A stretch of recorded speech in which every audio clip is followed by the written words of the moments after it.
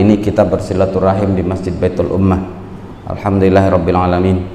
Bapak-bapak, puji syukur tentunya setiap seseorang dapat menjalankan ketaatan kepada Allah dengan sangat mudah. Ini adalah nikmat yang harus kita syukuri, Pak. Karena banyak juga orang yang ingin hadir pada hari ini di masjid ini tapi tidak terbangun, boleh jadi. Banyak orang yang terbangun tapi sakit, nggak bisa berangkat. Kita mau berangkat, mau hadir, sehat, bangun pagi, langsung kendaraan juga lancar. Ini nikmat. Kalau kadang kita tidak renungkan, kita nggak sadar ini nikmat. Nggak sadar ini nikmat, kita kadang nggak bersyukur. Salawat dan salam kita sampaikan kepada Nabi kita Muhammad sallallahu alaihi wasallam. Allahumma salli ala Muhammad wa ala alihi wa ashabihi ajma'in. Bapak-bapak, ibu-ibu, mohon izin saya amanah untuk memberi tausiah. Sebenarnya saya tadi juga mau berdiri, Pak, tapi saya tergoda lihat mimbar Masjid Baitul Ummah ini. Sangat menarik untuk ditiru di masjid yang lain, Pak. Posisinya juga nyaman, Pak.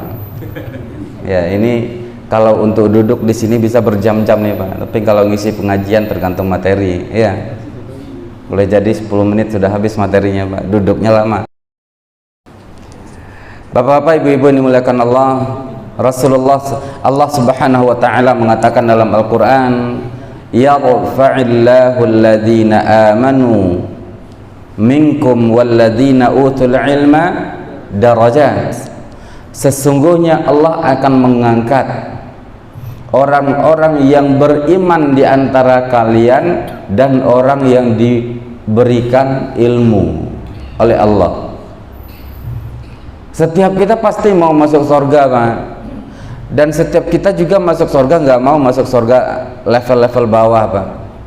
Walaupun dalam sebuah asar atau riwayat Abu Hurairah itu pernah ditanya, "Wahai Abu Hurairah, masuk surga tanpa ujian tapi level bawah atau milih masuk surga level tinggi tapi melewati ujian?" Harus lulus dalam ujian. Dalam asar dikatakan Abu Hurairah memilih masuk surga yang biar level bawah tapi terjamin, kan gitu, Pak, tanpa ujian. Kita ditakdirkan oleh Allah Subhanahu wa taala mungkin jadi orang yang bergerak untuk banyak orang lain, untuk hidup untuk orang lain. Siapa yang hidup untuk orang lain, kemudian dalam kehidupan dia tidak pernah melalaikan dirinya sendiri, ini persis seperti yang dikatakan oleh sebagian salafus salih, "Man 'asha li nafsihi 'asha saghiran wa mata saghiran." Siapa yang hidup untuk dirinya sendiri, hidupnya kecil, matinya juga kecil. Tapi wa man 'asha li ghairihi, siapa yang hidup untuk orang lain, 'asha kabiran wa mata kabiran, dia hidup jadi orang besar di mata Allah dan meninggal juga menjadi orang besar. Tapi kuncinya di sini, yarfa'illahu alladhina amanu minkum walladhina utul ilma darajat. Kita punya ilmu, belajar, terus belajar. Nah, yang ingin kita petik, Bapak Ibu ini muliakan Allah Subhanahu wa taala, ternyata kalau punya ilmu kan harus belajar, Pak, ya. Ternyata belajar yang paling dimuliakan oleh Allah itu ketika belajarnya di rumah Allah, di masjid Allah.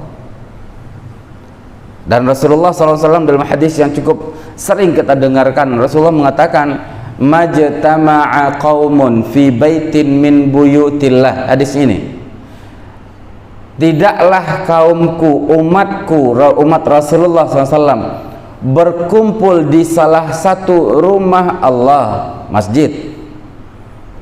Kemudian yatluna kitaballahi wa yatadarasunahu fima bainahum, baca kitab Allah, Al-Quran, lalu saling di antara mereka saling mengkaji isi Al-Quran.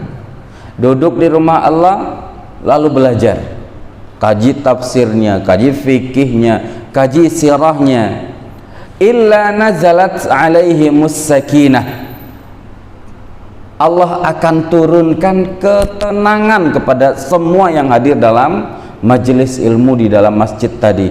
Wa ghasyiyatuhumur rahmah, setiap kita akan diliputi oleh kasih sayang Allah Subhanahu wa taala. Kemudian wa haffathumul malaikatu, dan malaikat akan datang memberikan naungan kepada kita. Kemudian wa dzakarahumullahu fi man indah, Allah akan nyebut-nyebut kita di antara penduduk langit. Tuh Sabtu subuh kaum muslimin, hamba-hambaku sekarang di Masjid Baitul Ummah belajar dan mengaji. Kaum muslimin Bapak Ibu, kita tahu majelis ilmu itu kan ada di rumah, ada di kampus, ada di kantor, dan ada yang di masjid. Yang benar-benar dimuliakan Allah adalah yang adanya di masjid. Padahal majelis ilmu itu sendiri dimanapun dia berada, dia sudah menjadi sebuah kemuliaan. Tapi begitu diadakan di masjid, kaum muslimin, dia menjadi sesuatu yang benar-benar spesial di mata Allah Subhanahu wa taala. Bahkan Rasulullah sallallahu alaihi wasallam pada satu hari mengatakan kepada para sahabatnya, ayyukum yuhibbu an yaghduwa kulla yawmin ila bathan au ila aqiqin fayati minhu binaqataini.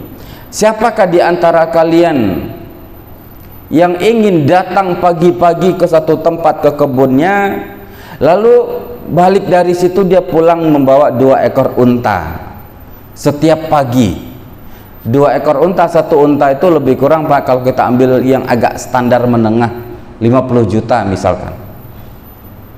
1 ekor unta dia ngambil setiap pagi, datang ke kebunnya, lalu pulang bawa 2 ekor unta, 100 juta Pak, setiap pagi.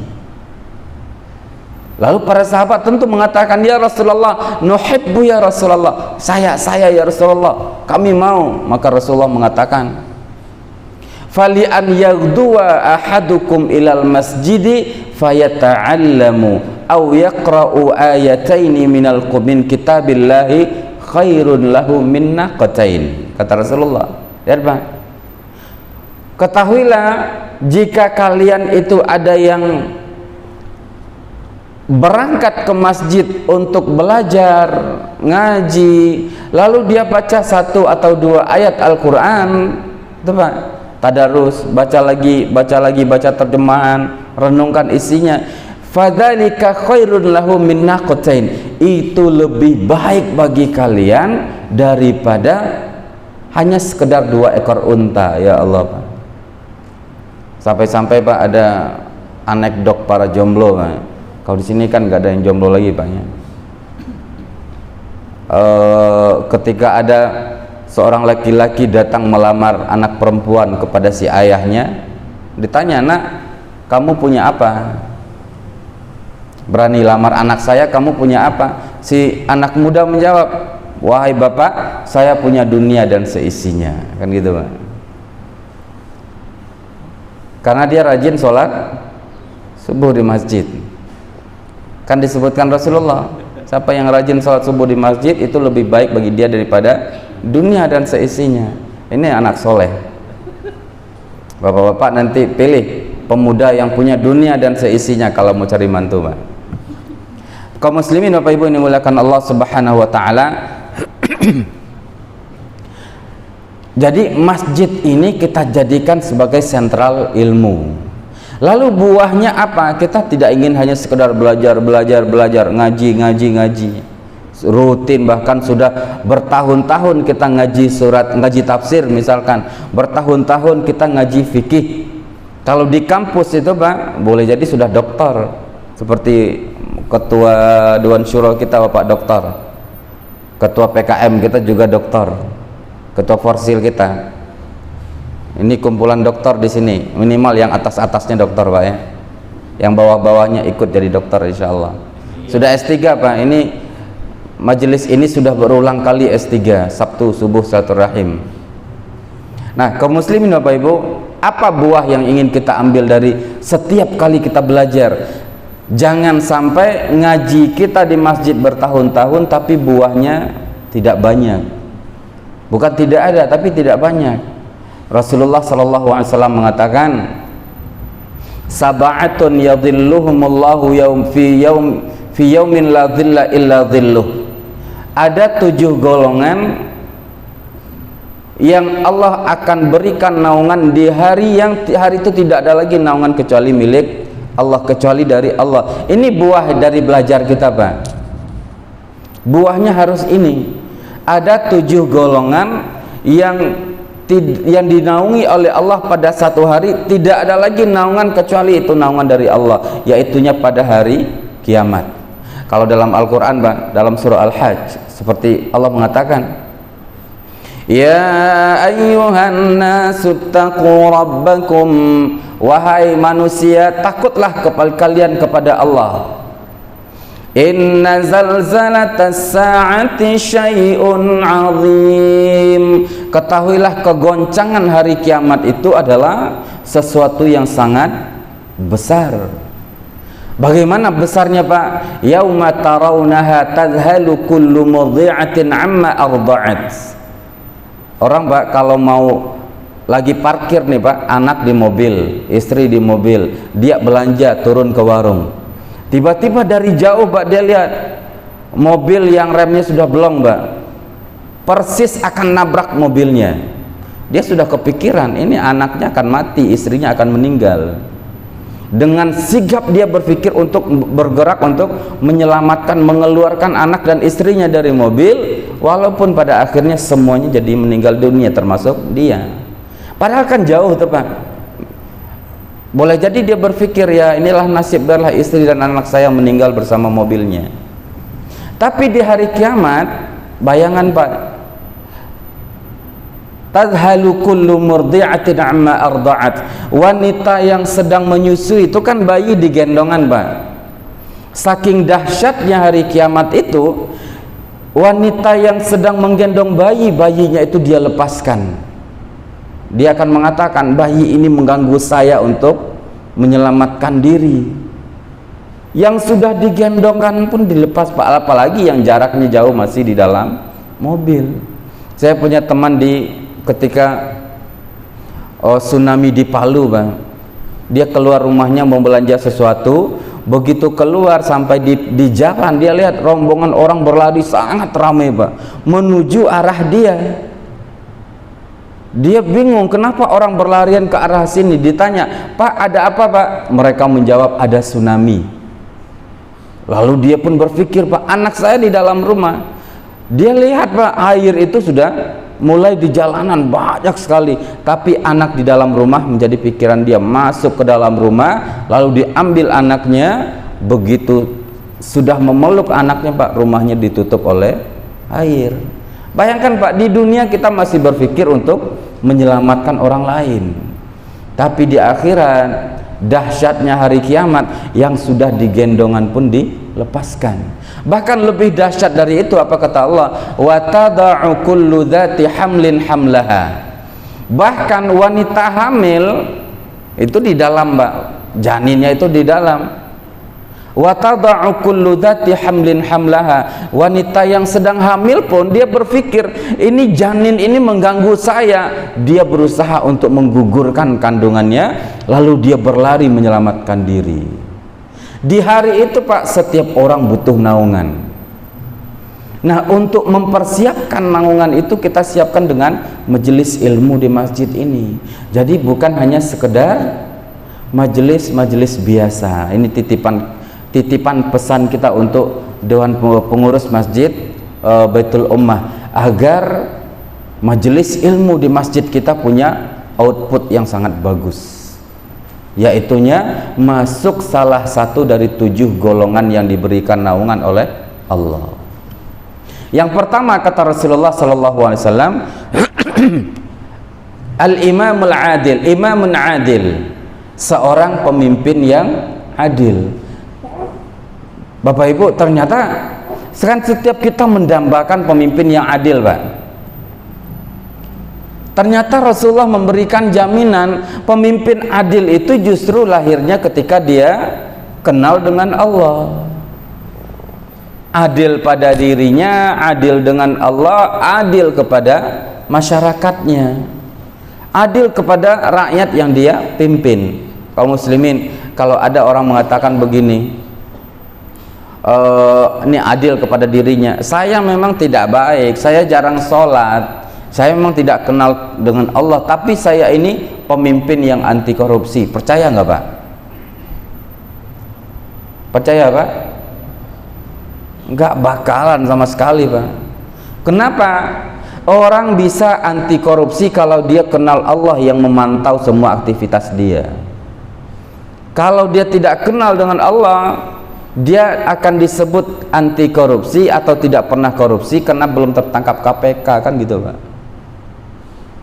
Kalau satu hari dia dikasuskan, dia bayar KPK biar tutupi kasusnya. Kaum muslimin Bapak Ibu, pemimpin adil yang kita harapkan Bapak Ibu harus pilih dari orang masjid, jangan orang yang jauh dari masjid. Yang kedua, mungkin kita nggak banyak masuk di golongan ini Pak, karena pemimpin itu kan sedikit Pak. Pemimpin tugas mereka adalah berat untuk menjadi orang yang berlaku adil. Siapa yang sudah diamanahkan oleh Allah jadi pemimpin, ini Allah artinya Allah sudah pilih dia untuk menjadi salah satu golongan yang dapat naungan. Yang kedua, mudah-mudahan di sini kita masuk, syabun nasya'a fi ibadatillah, pemuda yang tumbuh dari remajanya dalam ketaatan kepada Allah.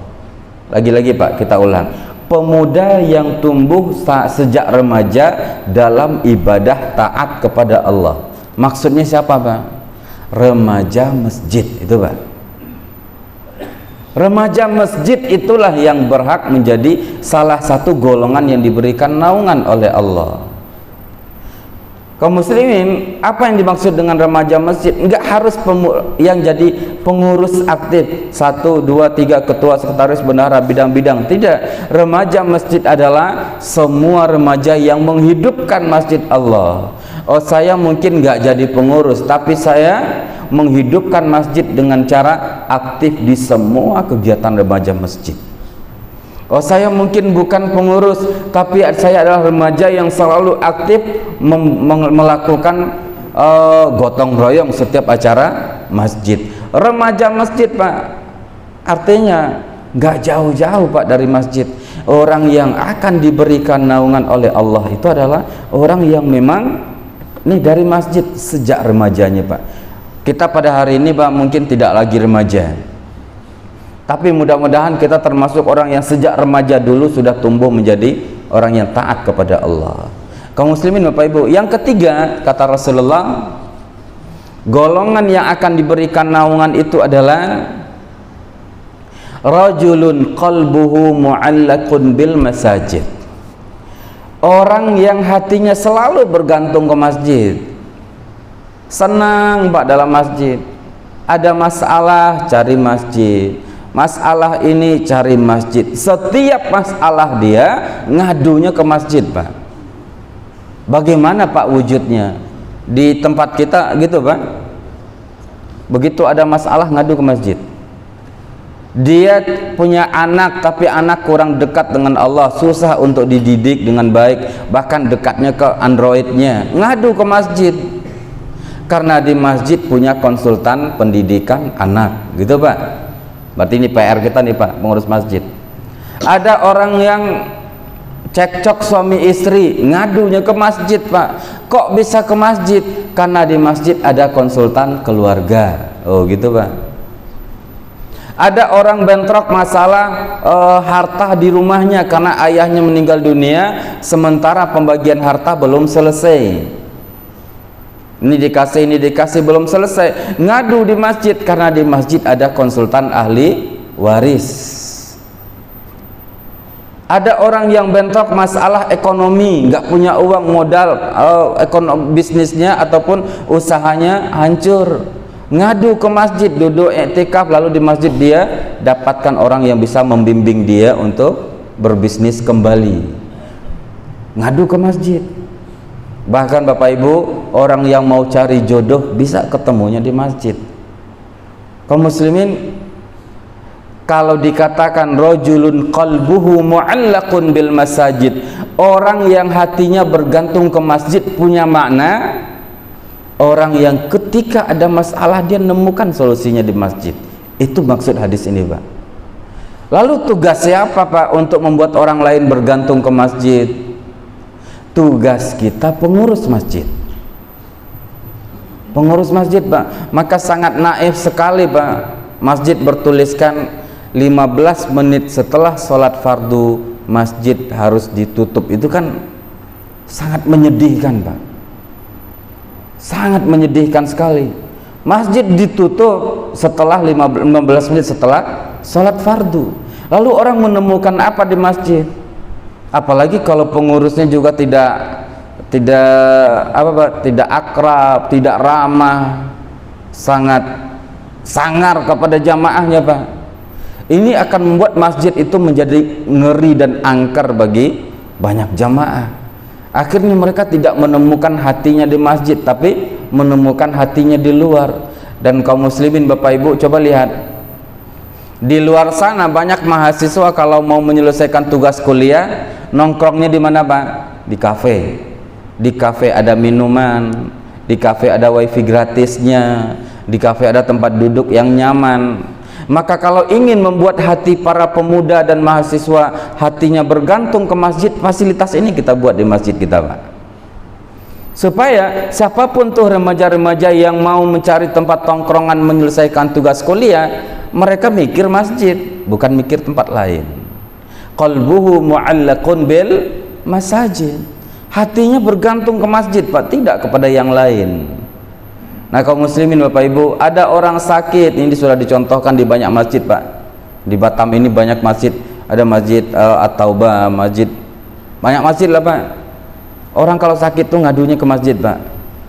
Di masjid boleh jadi punya klinik, atau di masjid boleh jadi ada pembiayaan orang berobat, atau di masjid boleh jadi ada pembiayaan BPJS untuk jamaah yang punya keluhan.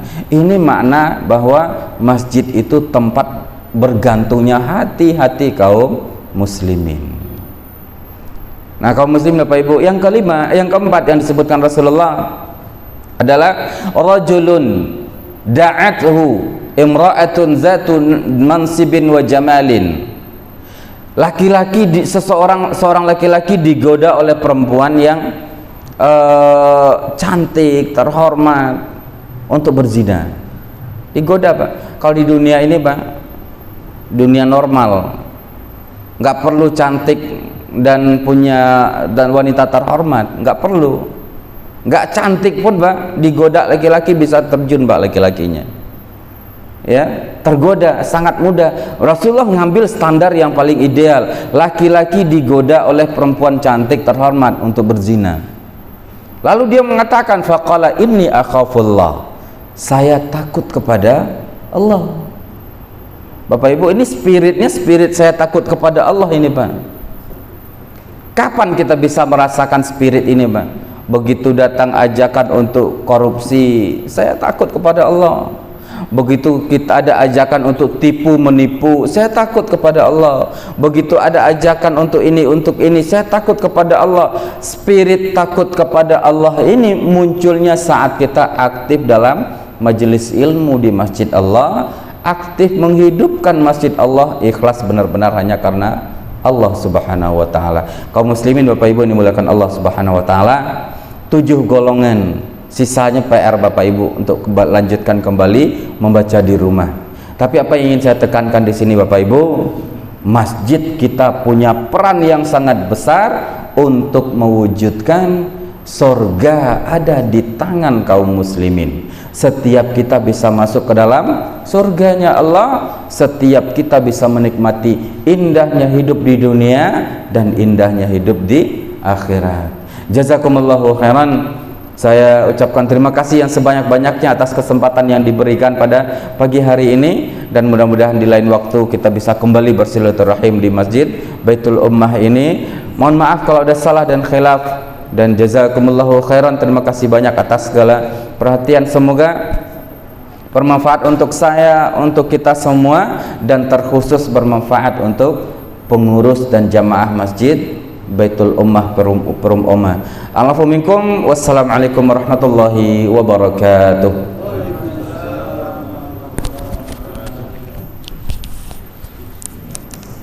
Alhamdulillah.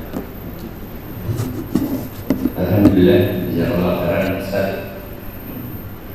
Bapak Ibu sekalian, sebagai penutup rangkaian acara hari ini, kami mohon perkenan dari pengurus DKM Masjid Baitul Ummah Perumahan Ummah untuk menerima sertifikat penghargaan dari Posir PKM, menandakan bahwa kita pernah berada di sini dan ini juga sebagai apresiasi kami sudah diterima di sini. Mohon silakan Pak yang akan diserahkan oleh Dewan Syuro kita.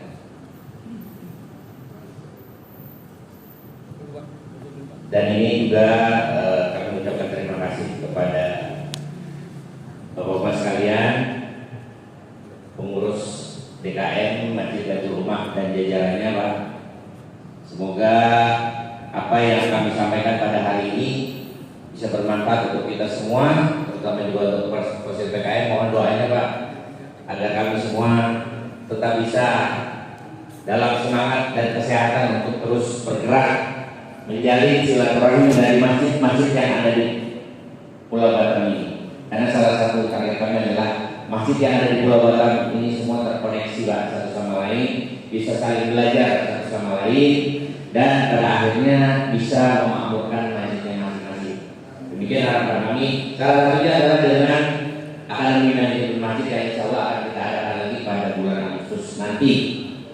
Demikian, dan sebagai untuk sebelum suruh jam 6:05 ya kita masuk. Silakan nanti setelah sholat sunat suruh, kalau mau dilanjutkan diskusinya, ngobrolnya, kita lanjutkan setelah sholat sunat suruh. Dan sebagai penutup, tidak lupa kami sampaikan juga mohon maaf jika dalam kehadiran kami ini mengganggu atau merasa tidak nyaman Bapak Ibu sekalian jamaah Masjid Baitul Ummah. Mohon dimaafkan dan seterusnya, dan semoga kita bisa berjumpa lagi di lain kesempatan. Bila taufiq wal hidayah. Assalamualaikum warahmatullahi wabarakatuh. Waalaikumsalam warahmatullahi wabarakatuh.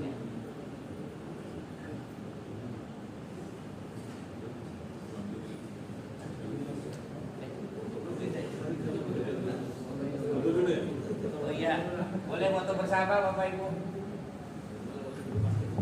Saya lihat jam yang di sana udah jam 6:07. Sini ternyata masih jam 6:02. Cara lihat jam ya. Ini Bang, mari kita foto bersama Bapak. Boleh Pak Kiai? Pak Ustaz, kita sebelum suruh kita foto bersama. Mari Pak.